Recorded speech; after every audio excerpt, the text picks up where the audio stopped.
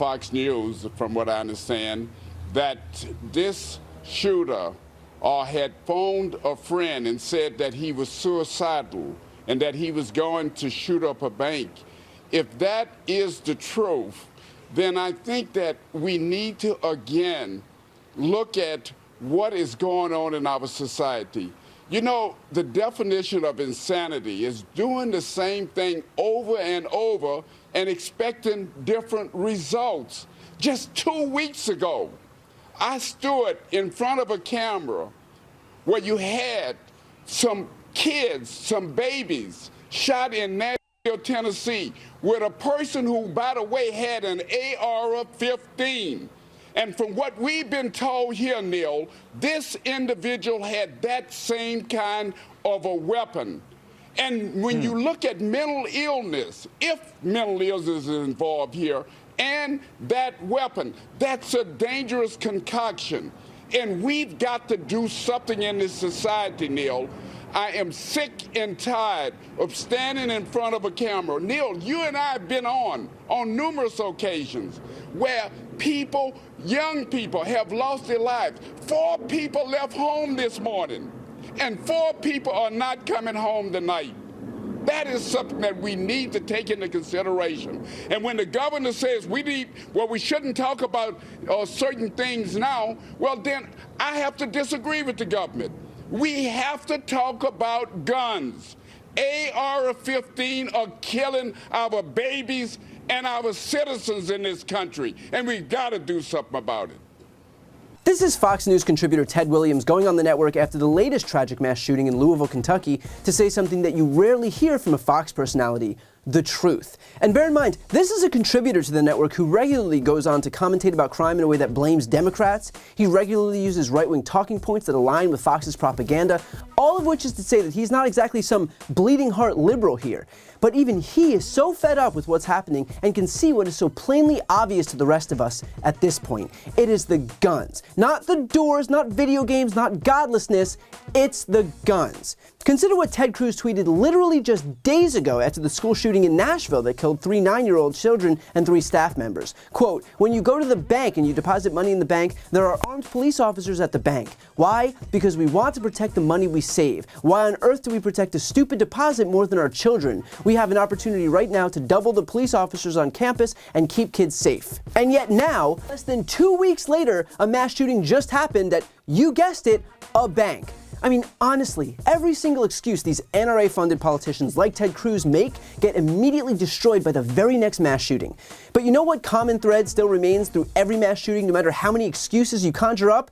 The fucking guns. And here's the thing, everyone whose eyes aren't glued to Fox News or Truth Social or Newsmax 24/7 knows this. The vast majority of Americans are on board with universal background checks and safe storage laws and red flag laws and banning weapons of war. In fact, the consensus is becoming so clear and so overwhelming that Republicans are very clearly getting nervous, which is why they expelled 2 Democratic state House representatives in Tennessee who called them out. They can't stand that Americans, especially the younger generations, are fed up and done with the bullshit. But we've seen the thoughts and prayers cycle too many times. We know their playbook. And by the way, further underscoring the fact that legislation actually works, here's a chart by the Financial Times using data of mass shootings collected by Mother Jones. That big red line is where Republicans let the assault weapons ban expire in 2004. Notice a change? Which is probably why a Fox contributor finally acknowledging objective reality doesn't bode well for them. And this isn't the only time that veil has been pierced on Fox. Just a few weeks back, a mom in Nashville took over the live feed on the same network. Aren't you guys tired of covering this? Aren't you guys tired of being here and having to cover all of these mass shootings? I'm from Highland Park.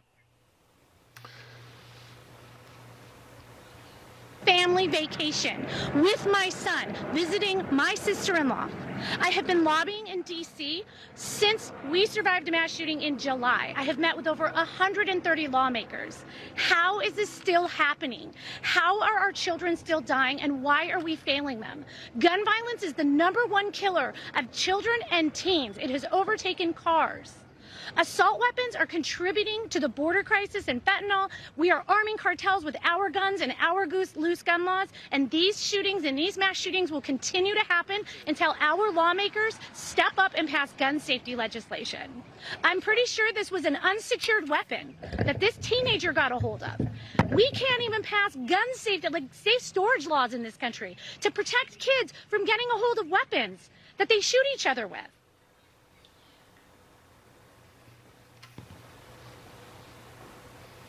All right, so we're going to break away there because that reporter who was using that camera is obviously setting up to do a live report there. But the woman said it quite succinctly. Aren't you tired of this? Yes, we are tired of this. And of course, when pressed on their inaction, Republicans will find whatever excuse they can conjure up. Like, for example, the whole mental health talking point, that this isn't a gun problem, it's a mental health problem. And of course, mental health is a critical component, but Republicans are the ones that are constantly voting against improving this.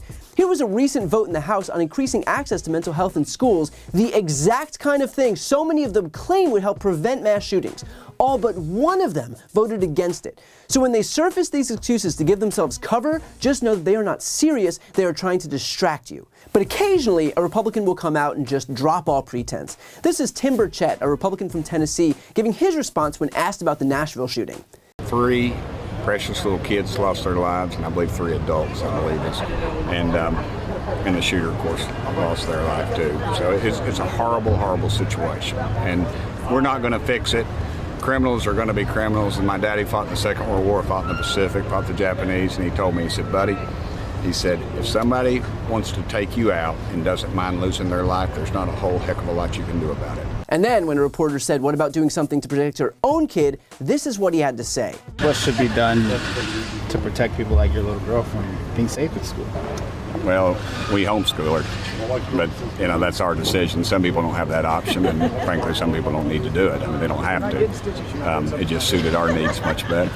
These people have made schools so unsafe that they won't even send their own kids there. If that is not the most damning indictment of these people, I don't know what is. And yet that's why you have Nancy Mace, a Republican from South Carolina, urging her party to at least pretend to care. Addressing women's issues and gun violence in our country isn't the hot potato we think it is. If we showed we cared, we'd be in much stronger position to persuade others our ideas are better.